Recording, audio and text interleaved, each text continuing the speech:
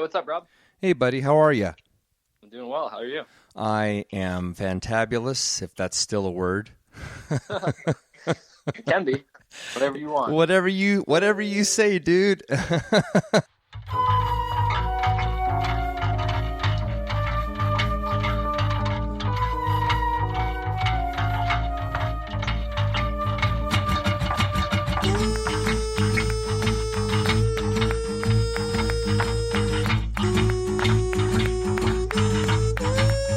Josh Perry is a very interesting man. In his youth, Josh sought solace and escape from a troubled family life through a love for education, a fascination with landscape design of all things, and a natural talent for BMX riding. After a series of symptoms and a life-altering crash led to a brain tumor diagnosis, Josh's world turned upside down in a hurry. A curious man, post-surgery Josh dove deep into medicinal studies and has not only crafted a way of life for himself, but has rebranded himself into a coveted speaker on the world stage, and we are absolutely honored to share this show with you today. This is Josh Perry on the Rockstar Superhero Podcast.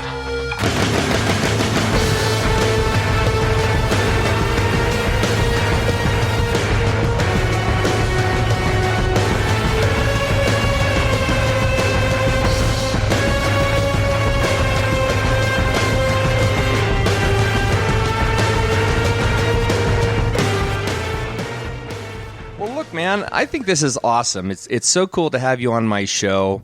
And, you know, as I say often, it's a great honor. I just think it's really cool that you would take the time. So thanks so much. Yeah, man, my pleasure. I appreciate you as well. I always appreciate the opportunity to share time with people, good people, you know, and a higher intention than just ourselves. And so any opportunity I get to talk about my beliefs, my perspectives on the world, and the value I have to offer, I'm always happy to make that happen. Yeah, that's so cool, man. Thank you. Well, you know, let's start off with the easy peasy stuff, okay? So if you don't mind, you know, tell us a bit about your early years. You know, did you grow up in a positive family, a driven family, a great environment? You know, what were the expectations for you? Yeah, so expectations for me, my mom always said she didn't care about grades, she cared about how much effort I put into it. And as we know, what you put into it, you get out of it. And so that started to trickle down, or I should say dwindle down in terms of effort as I get into high school when I get focused on BMX and work. I went to a technical high school for landscaping, and I wanted to have my own landscaping business, but I also had this dream to ride BMX. So my parents have always been super supportive of my dreams, my aspirations. They always made it known you can do whatever you believe is possible as long as you put the work in. And there's really no limit. You just got to put the work in, you know, believe in it and go after it. So they were really supportive when I decided to drop out of high school and move from Massachusetts down to North Carolina, where I live today, to chase the BMX dream and, you know, train with the dudes. I had pictures of them on my walls. And wow. Because of that support and that work ethic, you know, I excelled in the technical high school. My grades were a B or higher to enter the co-op program, which allowed me to work for 2 weeks, earn credit and money, and then go to academics 2 weeks and just do that on and off for the rest of my high school years.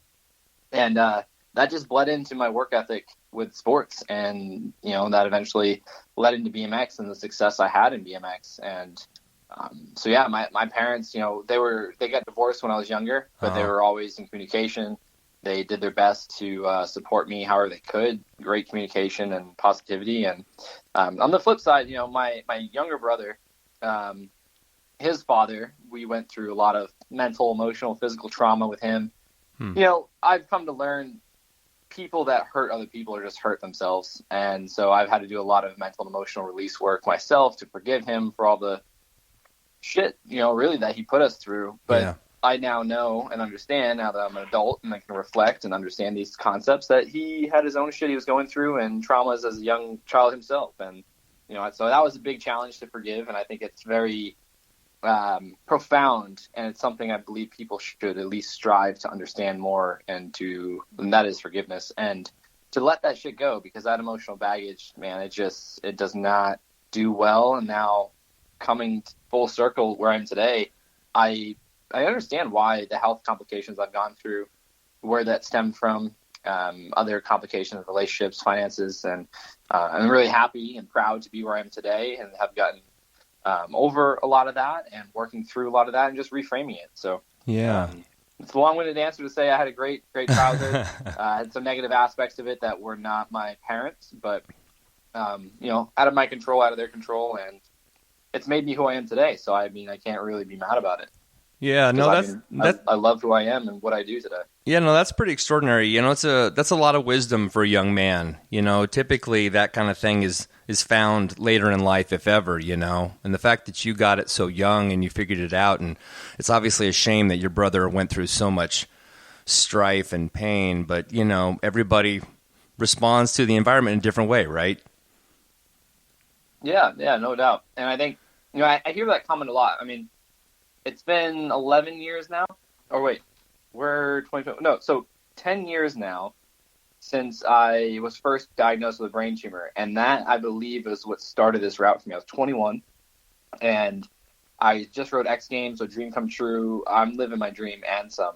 Yeah. And, that experience really shifted the course of who I was becoming. And it's led me to where I am today. But I also, or I shouldn't say but, and I believe that event at that young age is what allowed me to audit different aspects of who I am, the world I live in, and what that world means to me, and put me on this trajectory of, personal growth and development inside and out, mind, emotions, career, finances, health, like all these things, like literally everything that makes up who I am. And so I just say that because of your comment, like I definitely appreciate it. And I hear that quite a bit, especially from people that are older than me, whether they're just slightly older or much older. Right. And at the same time, I don't think many people go through such a catastrophic event that makes them stop at a young age and reflect on who they are, the life they're living, and what they want to be true about their life and where they are in that moment. So Had it not been for that brain tumor diagnosis, I don't know if I'd be on the path I am today. I mean, I definitely know I wouldn't be on this call with you right now. Yeah. I wouldn't be doing anything I'm doing today because I had just such a different perspective and mindset about the world. Yeah. Well, before we jump into the BMX thing, because I really want to get there, right? I mean, obviously that's a huge, huge, huge part of your story, and it leads you to the tumor and everything else. But you mentioned landscaping. What the heck is that about? I gotta know. So I'm from Cape Cod, Massachusetts. It's really trade heavy. And I knew there was a high school that was a trade high school. And you could go anything from cosmetology to dental to welding to landscaping to carpentry and electrical, everything like that, computer, IT stuff. And to me, that was interesting because 8th and 9th grade, I started working for a friend of the family in his landscaping business. And he was always setting up his guys that were coming on at a young age to 3 to 5 years, start their own business. Right. That was his goal. It was like, they work for him. He's successful. He's got no competition, so to speak, that he just wanted to train people to either run his company really well with him and or go out and do their own, because there's plenty of lawns out there, Yeah. So that's what got me interested initially, because I was like, oh, well, I can go learn more about this, start my own business as well. I'm already getting trained essentially to do that. But I knew about the co-op program come sophomore year, and to me that meant more money for fueling my travels for BMX and parts and expenses, because my parents raised me to if you want a car, you pay for it. If you got to pay the car insurance, you want a cell phone, yeah, you pay for it. Sure. You don't want to go to school anymore, well, you pay rent. And so I was like, cool, more money and less school and more time to focus on my riding as well as my work. Yeah, so that's killer. Just how landscaping came in, and I enjoy being outside. I never considered myself an intellectual person. Like today, I wrote a book, and my goal is to publish that this year. Mm-hmm. So I write quite a bit. I have a blog. Like I write, all my social media content is always at least medium to long form, as long as the character limit allows me. I do a podcast. Like I speak on stages. I read books, but Right. back then, I didn't like reading. I didn't like writing. I wanted to be working with my hands. I still enjoy working with my hands, but I've evolved as well. Yeah. Well, you had a lot of energy, though. I mean, clearly you were very creative. I mean, you're still creative, and you're just funneling it in a different way, right? Yeah, for sure. Okay, that's cool. Well, look, we all know you're a BMX guy, but how did you take that first step? I mean, where was the discovery of BMX in your life? Was it so simple because you you loved it as a kid and you just excelled at it? Or, was there something you saw on TV that just said, wow, I want to do that? Do you mean as far as like first getting into it? Yeah, jumping into it. Was it just strictly your parents bought you a cool little BMX bike? Did you buy your first bike? Did you see friends doing it? What was the motivating factor that got you started, that first step? So since I was like 4, I've always been playing sports. I started with t-ball, that evolved to Little League, basketball, everything I possibly could. And then I was about 11 or 12, getting into like skateboarding, rollerblading, because that was a cool thing to do. And then I noticed BMX bikes. So like some older cousins of mine and their friends, I was like, man, that looks cool. And I saw it on X Games. And when I was 13, I asked for a BMX bike for my birthday, which is in November. And so I actually got it for Christmas, which, right around the corner for my birthday. And that's what started it. I saw it and I thought it was cool. I was already, riding the ramps with skateboards, and then you can go in the woods and ride dirt jumps, and you don't have to worry about little rocks or pebbles, flinging you off your skateboard or off your bike, because on a skateboard you hit a rock with a little hard wheel, you go flying. It was so appealing to me. And then just learning that there's contests and same thing with sports, or traditional sports, you can excel, you can compete and progress. And it started out with like, all right, this is fun. And then it was like, oh, cool, I can use my bike to go cruise down the neighborhood to my friend's house. And then it's like, cool, we can go ride in the woods. And then it just became this escape because, the negative parts of my childhood with an abusive stepfather, I wanted to be outside and away from home as much as I could. So it allowed me to channel all this negative energy into something positive and constructive that also allowed me to develop fundamental skills. Simply like you fall down, you get up, try again, because you're working towards something in your mind. You're like, oh, I fell, I suck, I should quit. Yeah, there was definitely bits of frustration and doubt, but I was always compelled by what I wanted. And that just evolved into, I was like, I learned that you can make a career out of it. And when I was 17, one summer before senior year, my boss, I was working in his landscaping business, gave me an ultimatum. He's like, hey man, like you're taking off a lot of days because BMX season, the competition's the peak season in landscaping in the summer. And I was taking Fridays and Mondays off to travel. So he's like, you got to pick. Is it me in the spot I have for you in my business, or is it, BMX? Like either way, like I just need to know. And so I went after my dream, and it literally saved my life. It showed me the world. I got paid to see the world and share what I love with people in places like Saudi Arabia and India and like Oman and Iraq. But I've also met some of my best friends in other parts of the world that I would have never have ever had that opportunity. And it led me to my girlfriend, who I share life with today, and so many amazing things on top of being able to pay my bills since I was 17 from riding my bike and doing something I love, which I think that's a rare thing, that people can sustain their cost of living from something they purely love and aren't forced to do. They actually have to push themselves to do from a mental standpoint and a physical standpoint, but it's something they absolutely love with every part of them that consumes them. And I was fortunate enough to be able to do that for 13 years, starting out as a teenager. Yeah, that's amazing. It's interesting. You as you're talking about BMX, so I don't have any sort of reference point with this. I mean, I've been a biker my whole life, of course, and I mountain bike today, and I love to go fast. I mean, you put me on a trail, point me downhill, I'm going to do 70 miles an hour, and if I hit a tree, I'll just get up, I'll put my arm back together, and I'll go, right? That's my jam. But the thing that I've always been sort of overly cautious about, because I remember being very young and riding off the edge of a freight elevator or something like that, and I fell about 5 feet, just kind of nose down into the ground and wiped out. And I sort of never got over that weird moment where, right, I just responded in fear. And the thing that you're talking about, I find really fascinating, because you talked about your stepfather, and you talked about all these sort of things that imply the idea of your wheels being on the ground and you moving forward. But something that just popped into my head was BMX is so much about being in the air.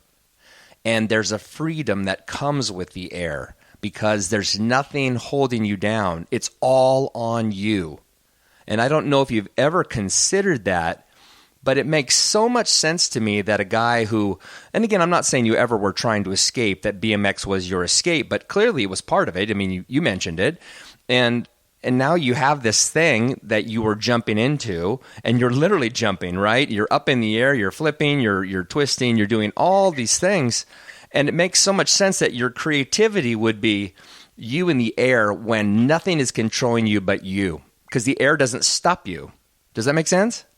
Yeah, no, 100%. I mean, that's, like I said, like it unconsciously became an escape for me, and I could channel my energy.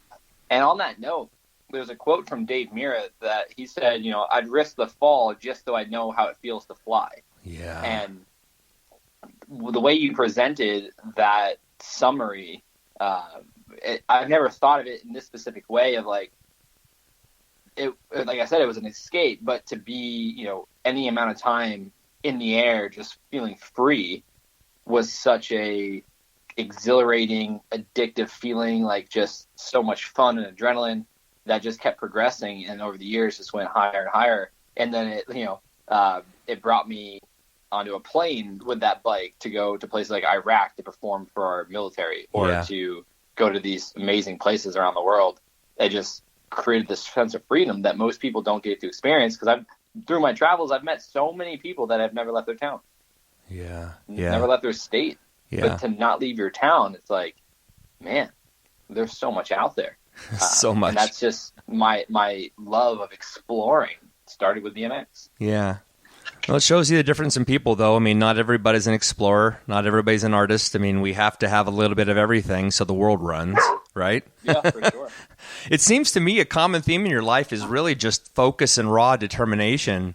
And it's probably responding in power and purpose over those roadblocks, right? Like the idea of the family and the structure at home. And you'd mentioned that, your brother had a different father than you did.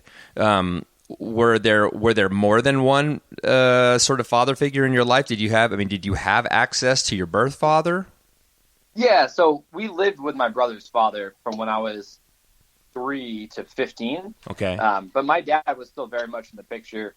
And it's funny, it's not funny. It's just, what's the word? I don't know. It's interesting because I've talked to my dad even recently, a couple months ago, about all this, and just asking him, if you knew what was going on, why didn't you do anything? And, now understanding legal aspects of custody, and then hearing his perspective, he's like, well, I knew if I tried to do anything, I didn't have any custody rights. It would have just made things worse for you, your brother, and your mom, and it would have just pissed off his father more. And then I may have never been able to see you again. So it was just interesting to think of his position, feeling almost helpless.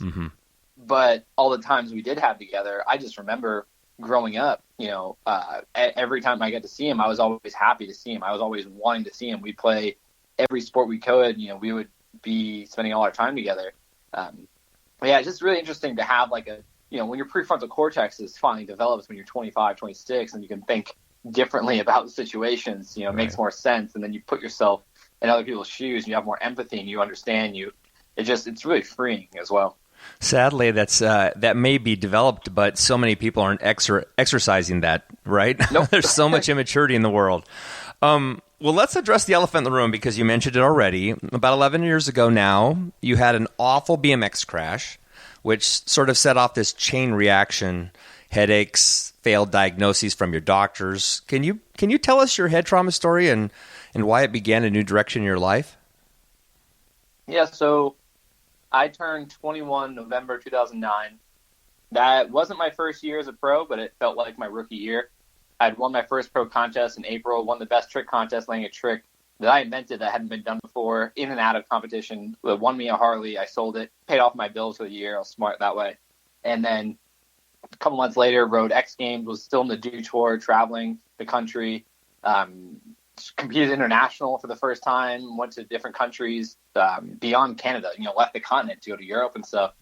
And I just had all this success. The Dave Mira invite-only contest in the private warehouse, I was invited among 15 other riders, and I placed top 10. And I was just living the dream. And then March of 2010, I was training one day, practicing a new trick, and getting ready for the contest in April that I won the year prior. And that's when I fell, hit my head, got a concussion. And after a year and a half to this point of complaining of headaches, migraines, vision loss, vomiting, all these symptoms, I kept getting denied scans. And so they kept telling me, you're young, you're a professional athlete, you're fit, you're healthy, There's no need to scan your brain. You just have headaches. It's quite normal. Come back if you need more pain pills. And they just send me home with a list of prescriptions. And so moving forward to March 2010, that crash saved my life because they found a brain tumor. That was the actual cause. It wasn't just a pain pill deficiency, which is impossible. It was something, root cause occurring. And had I not hit my head that day, I'd be dead today. I firmly believe that because my surgeon was like, yeah, it was just a matter of a month or two before you wouldn't wake up one day after suffering more and more, because it was, you see the MRIs, it was massive. And it was surrounded around my optic nerve and the main artery that you have in your brain. Wow. And yeah, like you said, it just set off this chain reaction of events, because that was the first time I had ever experienced fear for my life, like literal fear for my life. Not fear of what people are going to think of me, not fear to speak in front of people, not fear of failure. Yeah. Majority of people won't ever experience true fear for their life unless they put themselves in that position. Yeah. But here I was, 21 years old, and forced into that position and just popped out of nowhere. So it led me to really auditing, like, what am I doing in my life? Am I a bad person? Like, how can I overcome this? And I decided unconsciously to treat it like an injury, any other injury. All right, doc, what do I got to do? Tell me how long, what do I got to do? What's the recovery like? All right, let's do it. And it came to a point where their fear it didn't have a position. It was irrelevant, because it was either don't have surgery out of fear and, see how long I last, or have surgery and hold the intention that it's going to work and see what I can do with my life after that. Yeah. Yeah. Wow. That's extraordinary. Did you, I as you probably have seen online and all the things I write, I tend to be a man of fairly loud spirituality. Yep. And I don't necessarily want to put you on the spot in that regard, but do you have a confidence in an afterlife? Are you living for the now? How did this sort of change your perspective in that? Because I imagine, the what I would call the pious believer will go like, well, I got a tumor, but I get to go die and go be with Jesus, right? There's this sort of weird, like, I can just accept it and move on. But the fact is, there's a ton of fear. You're saying something radically different. You're saying, I experienced this. I'm going to go live. I'm going to live with intention and purpose. I'm going to live with joy. I'm going to live despite my tumors. or the potential for future tumors. I'm just going to keep going, and my life is going to develop. But what does that mean for you in the spiritual realm? Do you have a faith that you are open to sharing, or is this just you're here and now? Yeah. So first, before I'll definitely answer that. I love to explore that.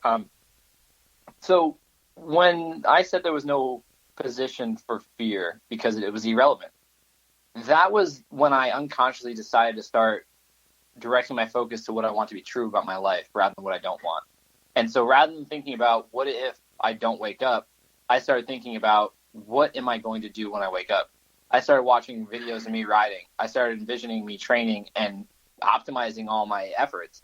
And that led me today where I consciously say that, and I coach people around that. Yeah. What do you want to be true about your life? Let's focus on that. And it's not to dismiss things out of your control, because, we have no control in life. Things are going to happen. We have a higher probability of achieving what we want when we're focused on what we want and we do what's aligned with that outcome. And that started then. That started 10 years ago, and I've gone all in on that over the last few years. Now, back then, I still not a believer of religion, like formed religion. Sure. I do believe in a higher power. Some may call it God, some may call it source, energy, spirit, universe. Like, it all works for me. I don't care. Sure. I just don't resonate with the God or the religion, Jesus, heaven and hell. Like, I don't believe in that. Right. But back then, I didn't even know what spirituality was. I was just doing my thing. I was just focused on being the best human I could to other people, to my family, to live my dreams and work hard and just be the best person I could be.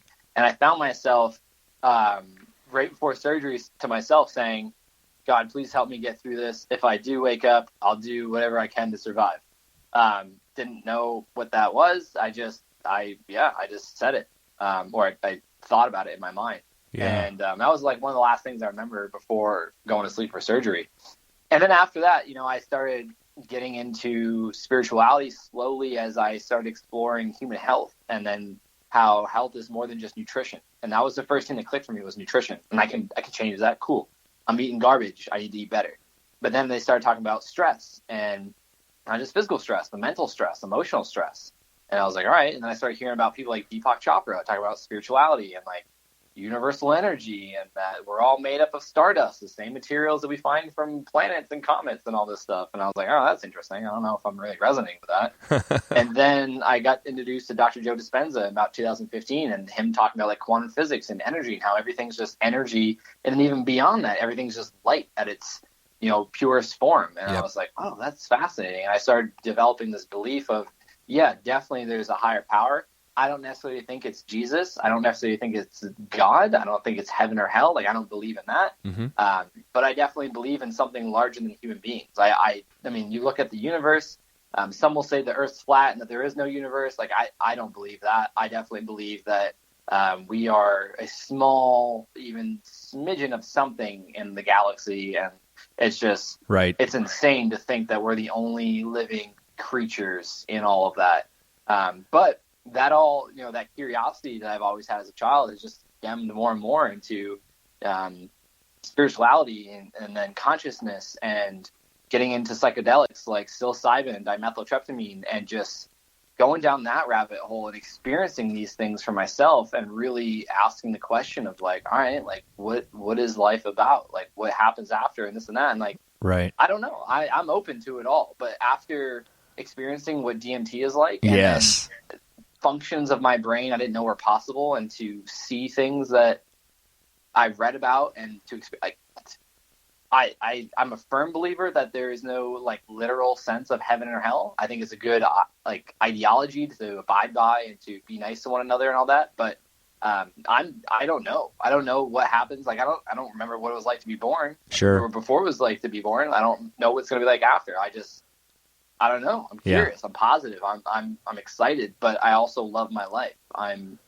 I think every human being is very lucky to be alive. Like what does Gary Vee always say? It's like 400 trillion to one that you're a living human being, that you're you. Yes. Your mom could have had another sip of wine, he says, and then you would have not been born. Correct. You never know. So you call it spirituality. I don't know. I don't know what you call it, but I definitely believe that there's a higher energy source than human beings and the earth, and we're all connected. I think that everything and everyone is deeply connected, and we can actually scan that now. And I think Dr. Joe Dispenza is doing a lot of amazing work to show that. But yeah, I've had an interesting route that's led me down interesting paths that I think most people are scared to take. But one thing about not being afraid to die is that you're not afraid to experience things and to explore avenues that some may say are scary. Yes. That is such a perfect answer, and I'm right there with you, Josh. I mean, I grew up in the church, and I think that's a huge component, right? It depends on sort of how you're brought up, where you're brought up. I mean, there's a whole bunch of people that were, born in the Middle East that certainly disagree 1,000% with what I sort of believe in, right? And yet, I'm not religious in any way. If you've watched anything I've ever read or said, I certainly don't follow what I would call church guidelines. But I do believe in a God spark, right? Which you insinuated when you were sharing that. And something I'm really curious about, if you don't mind sharing, is your DMT experience. It's something I've wanted to pursue. There's a part of me that is scared because, well, it's the unknown, and look, I'm not afraid of the unknown. You and I are very much on the same wavelength. I'll ask anything. I don't care if somebody's pissed off. I don't care if you say no. I don't care if anybody says F off. I'm going to keep pursuing it because I'm curious, right? Mm-hmm. But I would love to know what that feels like, because my brain tells me it's like that movie Altered States, where everything goes haywire and then you turn into an ape. So what was your experience like, and if you don't mind sharing? I'll answer that first with one word. Okay. And I'll just say beautiful. Okay. Perfect. They call it the spirit molecule. Yeah. They also call it death by astonishment. I don't know how to word it, and that's the common theme from all my research before. I did a shit ton of research before I ever even thought about ingesting it. And one book is called The Spirit Molecule by Dr. Rick Strassman, who is the only person in U.S. history in the 90s to do clinical studies with patients, volunteers with DMT at different dosages. And I think that was very crucial. Me reading that book, there's a documentary on Netflix as well, if people don't want to read. The book is amazing, and it's much more thorough, obviously. But listening to Joe Rogan talk to different guests about it. Yeah, Joe Rogan, all Tim the time. Ferriss is all about psychedelics, and just there's just anyone that's like Sam Harris, like anyone that's into meditation and consciousness, you will find them at least answer a question about psychedelics, if not give personal experience. And so I did a lot of research beforehand, and that helped a lot because my experience was it's only like a 5 to 15 minute journey. Like you feel like you don't, like time is non-existent. Your body is non-existent, which is one of the scary factors. If you aren't aware of that going into it, as that's transitioning, you feel like you're dying because you lose sense of your body and self, and you're just, so I'm going to do my best to explain this, but it's 5 to 15 minutes, but you have no awareness of time. You have no awareness of like yourself. Dreaming. And the best way I can explain my experience was there is rapid heart pressure, or blood pressure, heart rate that comes on. It settles down. But you get this immense tingling, warming sensation over your whole body. Like if you've ever done any kind of Wim Hof type breathing or deep meditation or just something, like it's unlike any of that, but like to the max. Like it's crazy. But the best way I can explain what I saw was people talk about the colors, the geometric patterns, and this and that. To be clear, my experience was recent, and it was an entry level dose. It wasn't a breakthrough where you like go into another universe. Right. That's next on my list. But what I did was just enough to where if you focus, you will find your body, and you're able to open your eyes and see things like normal. It's a little trippy, of course, but when you close your eyes, the best way I can explain it was, yes, beautiful colors, geometric patterns, but then as it kicks in more and more, it was like I was watching my dreams evolve through one another as these patterns and these colors and shapes were just, I don't know. It's so hard to explain. I had my girlfriend have a voice recorder on when I was coming out of it trying to explain it. I haven't listened to it yet. I just remember some of it. But it's like if you were watching a movie that was your dreams, it feels so familiar. Like you were like, oh, yeah, like that makes sense. But then it's like all of a sudden it's morphing. And it just kept going through these different scenes that were just, I don't know. Like it's so hard to explain. Yeah. And what's amazing is that your brain is doing that. Like, that's what's going on. It's you. Yeah. But there was a part where I started to lose awareness of my body. I started to feel my heart rate. Before that, I started feeling my heart rate go up, my body get really warm, and then all of a sudden I was like, oh, I don't feel my body. And I remembered all of a sudden that I was a someone, and I was like, oh, where's my body? And then I was like, oh, this is supposed to happen. This is what you learned. And then everything just chilled out, and then I just eased into the experience of what I was seeing and feeling, to where feeling wasn't a thing anymore. It was just like, I don't know. Like, you want to stay there kind of thing? It literally felt like I was dying, and I was just like hyperventilating, and then I was like, oh, wait, no, this is supposed to happen. It's all good. Wow. So that was my experience. It's hard to describe. Yeah, I really want to try it, but there's a reason I want to. See, again, maybe this is because of my own personal faith choices, but my brain tells me, well, this is a chance to see into the other side, right? To see into the spirit world. Oh, same. Exactly. And that's my intention. It's purely conscious spirituality focus. It's I want to experience this part of being a human being that majority of people never will experience, but that's possible. Yeah. And I want to see what's out. Like, I want to see what is out. Like, they call it unearned wisdom. Like, the researchers that talk about it, they're like, you learn so much about the world. Like, I don't mean the earth, but like just life and reality. And then you understand reality is nothing. Yeah.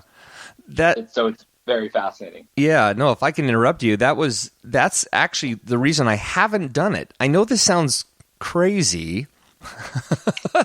And again, because I'm not a religious person and I'm not a pious person. And yet I feel like if I did it and it was actually accessing the spirit world, it would almost be like I'm trespassing and I don't belong there. You know what I mean? And so I almost feel like the tree of life, like God said, in the Bible, right? Don't eat from the tree. And my brain says, like, don't go into that spirit world. You don't belong there. You know what I mean? It's a really interesting issue that I'm dealing with. I'll probably overcome it someday.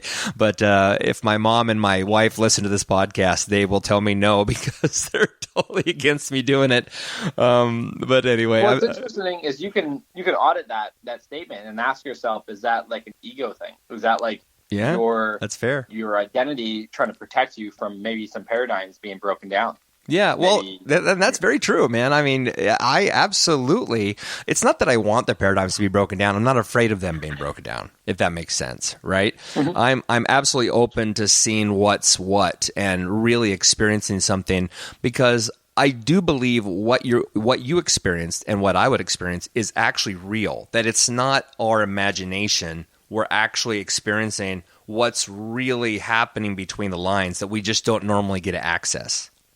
Oh, 100%. And one of the things on that, too, that for years I've been researching psychedelics, not much, but just consistently. And there was a time where I realized, oh, the reason I'm afraid of this is because, I'm afraid that if I, had this spiritual experience, that I'm not going to want to ride my bike anymore. And, that meant so much more to me and my physical body than where I am now. And I'm like, oh, if that were to change, which ironically I haven't ridden my bike in over a year, that would be what's meant to be. And then that's when I got really curious and started making moves and actions to experience these things. And it hasn't changed me in a way that I don't want to do this now and all of a sudden I want to do that. It hasn't radically shifted me. It's just brought a lot of, I'd say, awareness and understanding of things and calmness, if that makes sense. Yeah. When you had your crash and all of a sudden, of course, you're clearly aware of your tumor or tumors, were there any warning signs? I mean, did you have any pain or any changes to your body that you knew something was off? You just didn't know quite what it was? Because, I mean, aren't you currently living with tumors? Yeah, so I live with 4 today, 2 on either side. But yeah, leading up to the original diagnosis, that's what I was saying. Until I hit my head, they kept denying me scans, but I'd gone into the ER and urgent care about 4 to 6 times in 2009 because of the headaches, because of the vomiting, because of the vision loss. Some days, my vision would just start getting super blurry and doubled, and then it would go away the next day or something like that. And I kept asking for a scan, and they were all clear signs now that I've learned about it. And I don't know why, other than maybe financial reasons. I had health insurance, but I know there was a lot of paperwork and a lot of costs involved with giving MRIs. And, it's interesting because we talk about this pain pill issue we have. And here I was saying, no, I don't want pain pills. I want a scan of my head because I think something's wrong. And then they were easily just trying to give me candy, basically. Right. Satiate you. Yeah. That sucks about that profession. But, they do call it practicing medicine for a reason. Yeah, that's true. Well, I know this has spurred massive changes to your diet and your exercise regimens. Can you tell us a little bit about that? I mean, do you mind sharing a little bit about your sort of daily diet? And do you have a daily diet plan available online somewhere that people can look at? Yeah, so on my website, I have a online video course, 12-week video course, and then a 90-page workbook that goes through the ins and the outs of how one would formulate, a way of eating and exercising to meet their goals. And it's not a one-size-fits-all. It's very specific and technical, and all the, what would you call it? Words slipping my mind right now. All the formulas, templates, and all that stuff. It's all in there. That's awesome.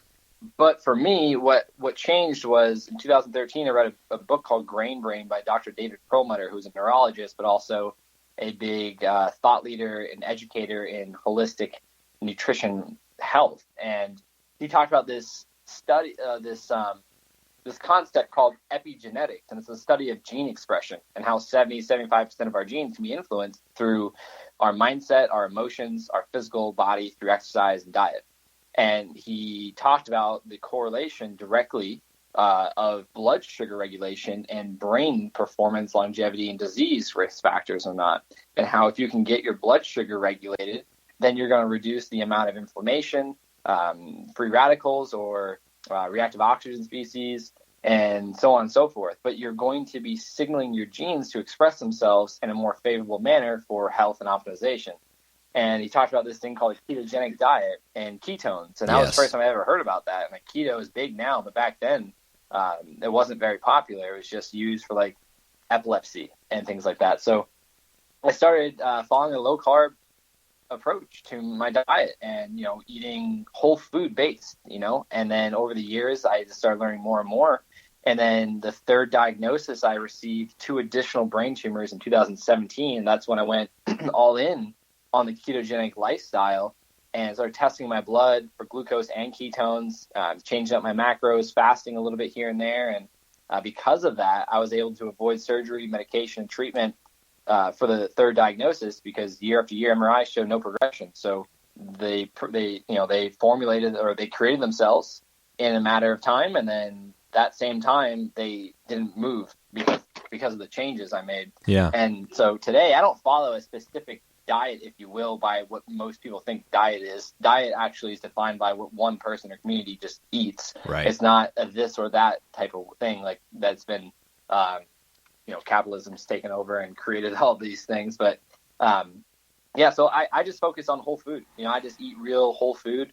I supplement with electrolytes. I use a lot of good quality salt in my food, because that's another misconception about salt and sodium.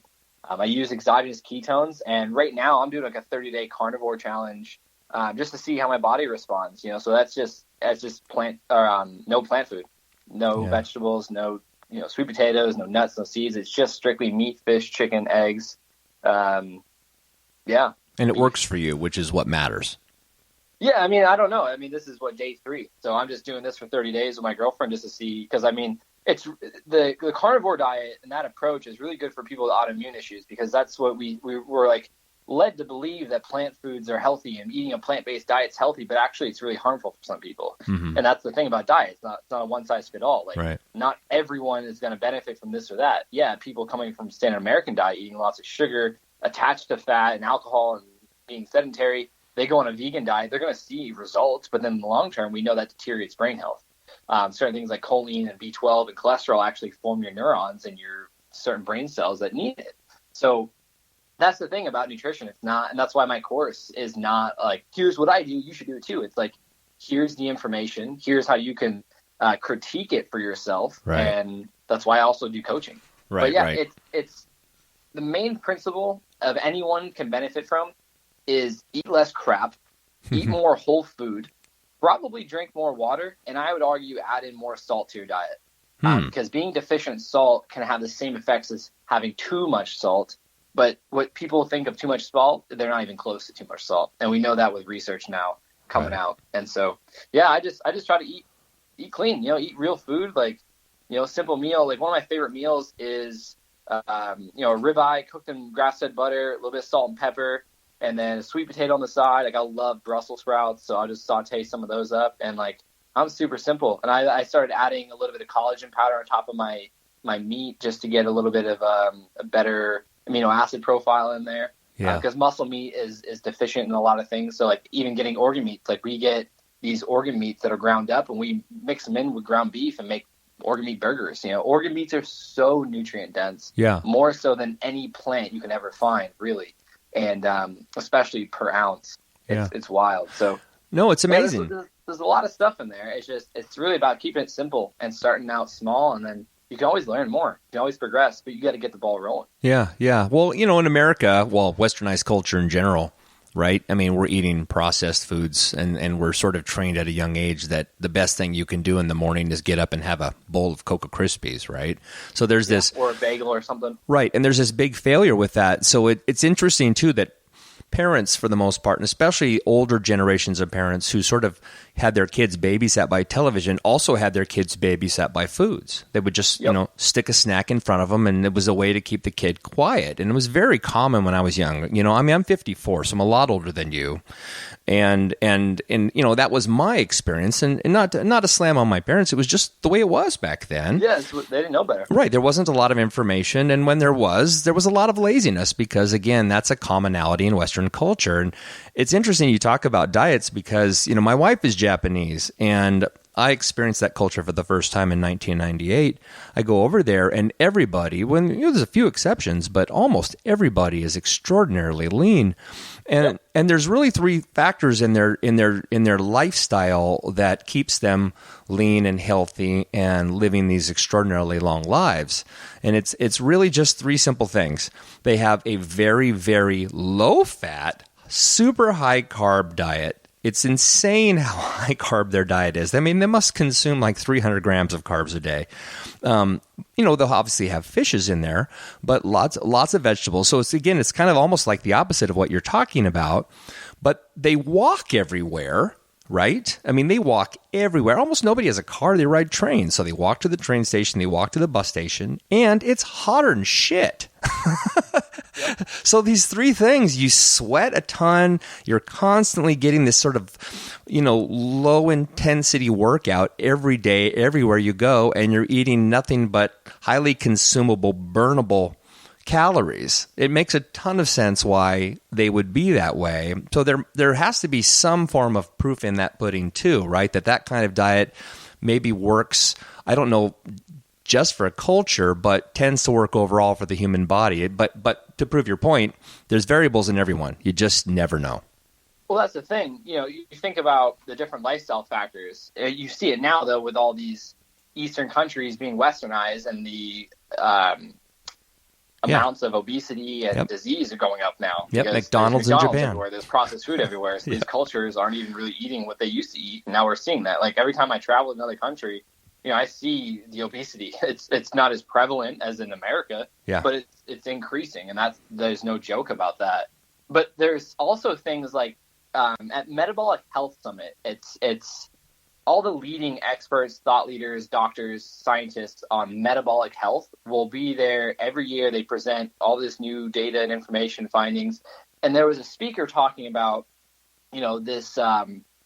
I forget his name, but he's a runner from Africa, and something about his genetic makeup allows him to eat carbohydrates. It turns it into fat after, and it metabolizes it into ketones in a way that a European or American, can't do that. Right. So there's different genetic makeups of different cultures and people that come from these cultures based on what they eat.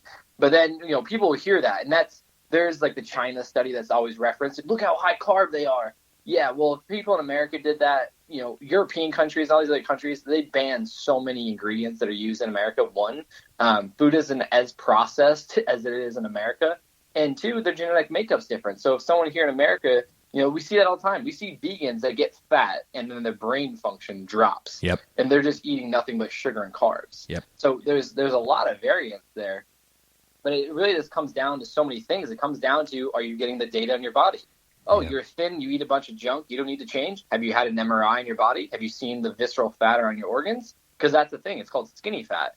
People may not be adipose tissue fat, like large, but their organs are suffering because the fat around their organs are snuffing it. Yep. That's called skinny fat. Or they're inflamed so much, and their CRP levels show that, and that leads to systemic inflammation, which leads to neuroinflammation. So they're skinny, they're all fit, and look at how much ice cream I eat, and I don't even have to work out. Well, their insulin sensitivity I'm a supermodel. But what's happening inside is damaging, and it takes time for that to manifest to a bigger degree.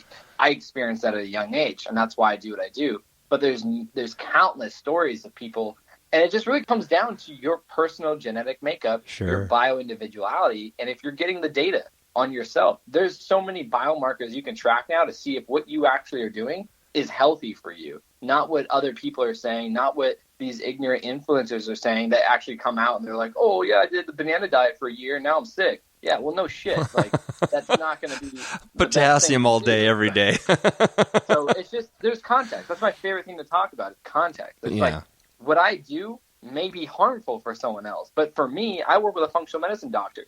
We look into mitochondrial health. We look into gut health. We look into biomarkers. We look into all these things, hair analysis. Like, I do neuroscans with Dr. Amen and Dr. Ryan Lowry, like all of these things, because I want to know what is good for me, not what so-and-so says is good. But there are general directions, right? I mean, that is the point. I mean, like you said, eating whole, healthy foods, right? Just eating real food. Get rid of the garbage, we call it. The processed junk food that, is quick to eat or quick to make and eat, but so is cooking steak in bulk and then just heating it up next day, or eating it cold with a little bit of spices on it, or just, a little bit of organic grass-fed mayo from, there's so many things you can do. It just really comes down to knowing who you are, how your body reacts, and what you want to accomplish, and what's the best route to do it. And that's why there's so many people like myself that guide other people to do it and aren't dogmatic about it. I'm not polarized and thinking the way I eat is going to be great for you or for her or for them. It's just about, what do you want to accomplish? Where are you now? Do you have your metrics? If not, that's the first step. Let's look inside. Yeah. That's a big theme of my life. Because I was judged by my cover, it almost killed me. So now I'm a big believer. Like, the first thing I do with my clients, once we reach the metabolic stage, which I call the foundation, where we start going over nutrition and exercise, the first thing we do is we test. Let's get a blood glucometer. Let's test your blood. Let's test your ketones. Let's get your fasting insulin. Because that's one thing. You can have two people eat the same amount of carbs, and then they have the same glucose reading fasted the next day. One person's insulin is 4, the other person's is 12. Yeah. Anyone with a brain can understand putting out more of something to do the same job as less is not going to be good and sustainable in the long term. Your system's going to shut down. Yeah. So again, context is key. There's so much context that is just missed every day, and it drives me crazy because so many people could benefit from anything that they hear, but then they hear someone else who doesn't even know what they're talking about sway them away when it could have been the thing that they needed. Yeah. It's really important that I'm talking to you because, you just said your system will shut down. And what's amazing is your body many times does not tell you a thing before it shuts down. And those surprises are often deadly, as we know, heart attacks, strokes, massive diabetic failure. There's so many things that occur.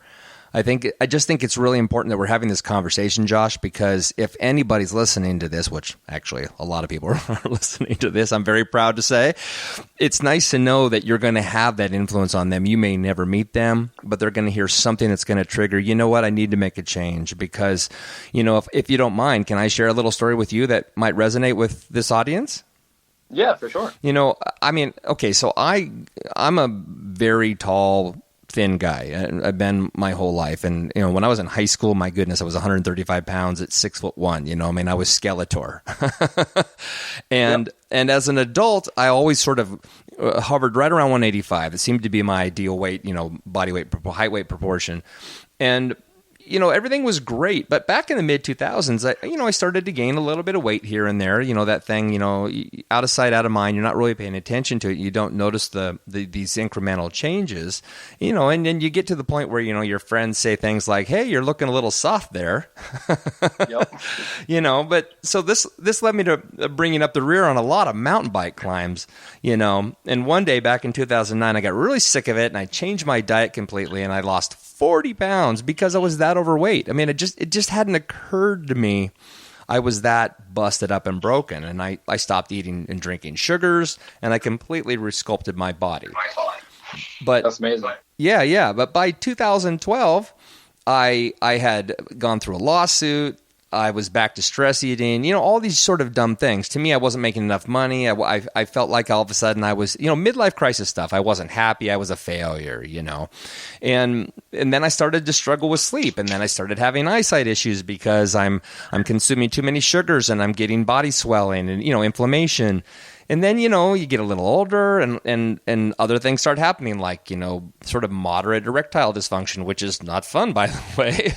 And you basically feel awful and out of shape and you get a little down, a little busted up. And, anyway, so cut to 3 months ago, I have a neck injury. Okay. And it's not a significant one, but enough that I'm constantly uncomfortable. And I decide to go to the doctor. They test my blood pressure. And the first thing the lady says is, wow, this is really, really high. Do you normally have high blood pressure? And I say no. And she says, okay, maybe it's just, you're a little concerned about your doctor visit, which, happens, right? Mm-hmm. So over the next couple of weeks, I go back to the doctor 3 different times, and at every time, my blood pressure is like crazy high. Like we're talking like 170 over 110. Not good at all. And so the doctor says, let's get you some blood work. And it turns out, man, I'm dealing with moderate hypertension. And as of last week, I find out my 1AC number is 11.4. 11.4, Josh. You know, I mean, That's that's out of control, uncontrolled diabetes.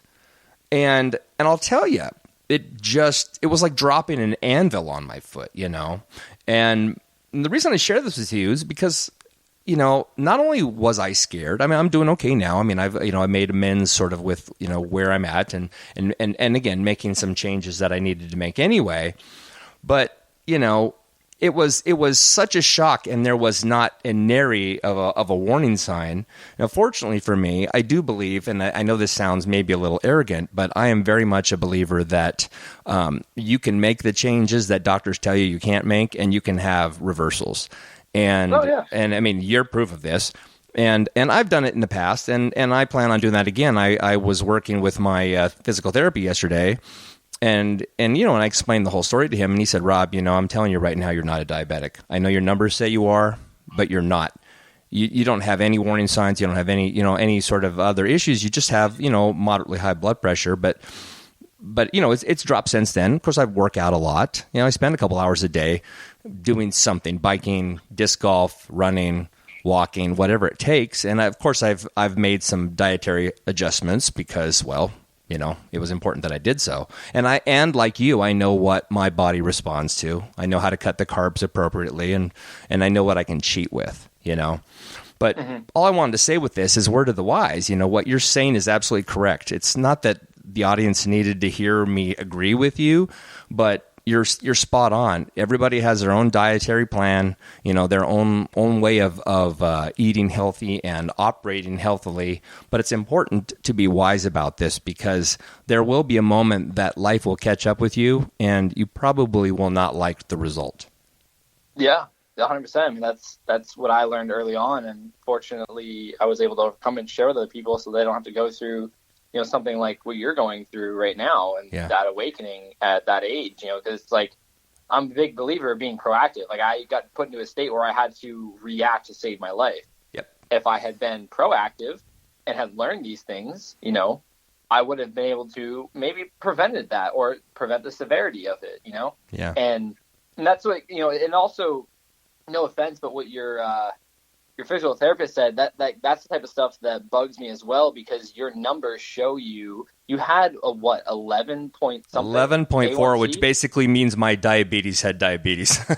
Yeah, that's double the recommended amount. Like, yes. That's like 5.56ish is where you want to see. Like, getting over 5.6 is pre-diabetic. Yeah. But what that does, like, I would assume, and I'm just assuming, I'm very, very aware that I'm assuming right now. Sure. But your physical therapist saying, like, Rob, you're not a diabetic because of what you look like. But that's the thing about looks. That almost killed me. Sure. The data shows us so much more than the physical image. Completely fair. Because A1C looks at glycated products. Like, it's where sugar is actually binding to the proteins in your, I think it's your red blood cells over time. So it's like you prick your finger, you get a glucose reading. That's a snapshot. A1C looks at 2 to 3 months of that buildup of what's called glycation. It's sugar damage. Mm-hmm. And that's what's building other particles in your body. Yeah. So that's, like, I'm super glad that you caught that and that you're making changes. Yeah. But that's the thing. Like, we're so fixated on health being a representation of what we look like. Yeah, the outside. And there's so many people that look in shape. And then you test their blood and you see things and you're like, it's just a matter of time before you have a major issue. Right. It's a matter of time, or it makes sense why this happened, why that injury happened, because your tissues are weak. They're all blood sugar damage. Like, that's a thing. Yeah. So that's like why I so passionately share these things. Like, it's not, we're trained like this in the 90s. Like, oh yeah, like, you know, you're thin, you're healthy. It's like, you know, all these people smoking cigarettes and they're thin. Like, that must mean they're healthy. Like, it's like, no, like, there's stuff going inside. Like, look at, like, anyone that does a brain scan will learn so much more about their health than what they look like or what the scale says. That's all nonsense. Like, there's no substance to image and numbers on the scale. There's substance to getting your A1C at the very least, or your fasting insulin, or your brain performance, or, you know, inflammation markers. Like, that tells us so much more. Yeah. Yeah. No, I mean, it's completely fair. And you know, what you're saying is proof of the the 40-year-old marathoner who has incredible bone density but has heart failure because he has some internal issue that you just don't see coming, right? Just Exactly. some weird tiny organ failure that leads into another thing. I mean, that's why pancreatic cancer kills virtually everyone that gets it. It killed my father because this weird wacky chain reaction of things, these little things that we think we don't need, like a gallbladder. There's a reason we have a gallbladder. Yep.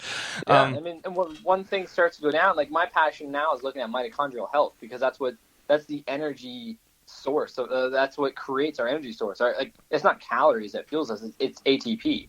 And mitochondria are what produce energy from food and oxygen. And so, when you're looking at that, like that's a huge thing. And you're talking about marathons, this and that, like. I see so many people that run these triathlons and these Ironmans, and they're overweight, they're unhealthy looking, and they're just doing chronic cardio, which we know that's so taxing on your nervous system for one, but also your physiology, like what that's doing inside and out. And it's just that's why I do what I do, because it's just like the whole stigma around if you're in shape, you're healthy. If you're not in shape, you're not healthy. Like, it's so backwards. Yeah. Yeah. When I meet somebody like you, it's pretty apparent that there's this sort of superhuman power, that's been unleashed in you. And it's one of the reasons I started Rockstar Superhero, because I wanted to talk to people like you that were doing something amazing, that their life had to be adjusted because of, some unforeseen force. They started out as a rock star and evolved into a superhero, and they started to become somebody that is changing the world. And I think it's easy to assume that we don't feel like we are enough or that we've done enough, but you're doing so much. All this said, though, what would you change if there's anything left to change? Have you thought about the impact your future self will create in your life, in the lives of others? Yeah, and first, I appreciate that. I'm a firm believer that chasing my dreams saved my life and led me to my true passion, led me to my higher purpose. And so I'm very grateful for all the experiences I've had and for having conversations like this. As far as what I want to change, I'm always trying to change. I'm always it's hard to answer that, because I'm always trying to change everything. My favorite word right now is optimization. I'm always trying to optimize my mind, my emotions, my physical body, my understanding, my just how I show up in life. It's a never ending journey.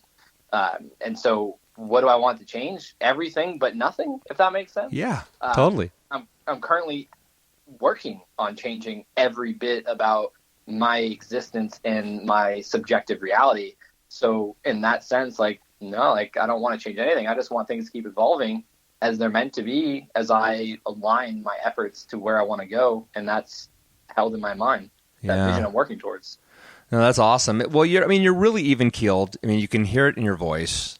And I think we kind of touched on this on Twitter recently. To me, really seems like it's more about, life is more about fear of providing value than it is failure, right? You remember talking about this the other day? Yeah. And at least it certainly is for me. And you agreed. I'll wipe out everything, in my life. I'll wipe out everything. I'll wipe out in everything. But I'm so concerned about how others feel about me because I'm an artist, and, I take everything personal. And but it seems like it's all about that intangible, about value. So, to end this today, if there's any one thing you want to impact, your future self or impact the future lives of others, what would that be? What's your future takeaway, if you will? So my main objective in life now that I've devoted my life to is just inspiring the perspective in other people to be proactive about creating the reality that they want to be true. Not what other people say, not other people's projections about what's possible or not, but just go all in on the vision in your mind. Forget plan B, because that just takes energy from the vision. So everything I do is to spark that change in perspective, to go all in on what you want to be true about your life rather than your circumstances now, because that vision is more compelling, and that vision has gotten me out of situations that I probably should have died or I should have given up. And if I did, no one would have judged me. Oh, yeah. Dude, that's so perfect. I'll end with this because you just said it. I'm going to define it my own way, but I think having our audience hear it both ways is important, which is, to me, everything is marriage. I mean, everything we do. It's a commitment to something. It's an agreement with ourselves or an agreement with another individual, or it's an agreement with a talent that we marry it, that we go all in at all costs and we never stop no matter what, especially when it hurts. Because to me, love is a commitment when things suck. It's not about a feeling. It's about saying, I know that this is important and it's worth the sacrifice. Does that make sense? 100%. Yeah. I mean, I think you're a badass, man. I'm so glad to have stumbled onto you. Obviously, we have a mutual friend, and that's how we, sort of connected. But I mean, dude, this is an incredible honor. You're a great guy. I hope to meet you face to face one of these days. I hope you agree. Yeah, man, I greatly appreciate you too, and I'm glad that our friend Isaac has it's amazing like who he's connected me with in his world, and being able to share this conversation.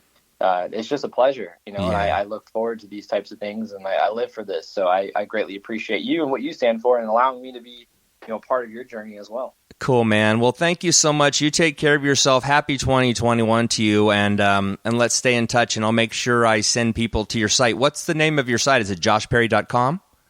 JoshPerryBMX.com. Little story, JoshPerry.com's owner wants like 5 or 6K, and I just can't get myself around paying that much money for a URL. So yeah, it's better than $5 or $6 million though.